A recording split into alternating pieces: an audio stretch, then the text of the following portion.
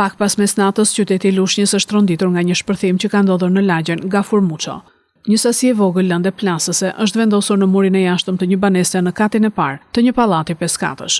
Nga shpërthimi, banesa në pronësi të shtetases Shaqe Gjata e Omaj Klea Gjatës, ishte dashura e të dënuarit për jetë Lajert Haxhiut, ka pësuar dëme të vogla materiale, kryesisht xhama.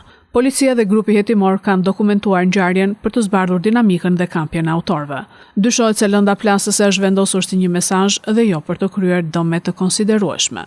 Kujtojmë se emri Klea Gjatës doli në media si e dashura e Lajert Haxhiut, kur njëri nga antarët Artan Tafani shfaqi pendes dhe foli për prokurorinë e Elbasanit. Pas dëshmisë së tij, policia dhe prokuroria urdhëruan arrestimin e Klea Gjatës për akuzën e moskallëzimit të krimit, për të cilën ka qëndruar 6 muaj në burg dhe ju sekuestrua një automjet tip Benz me të cilin lëvizte her pas here Lajert Haxhiu gjatë kohës kur ishte në kërkim.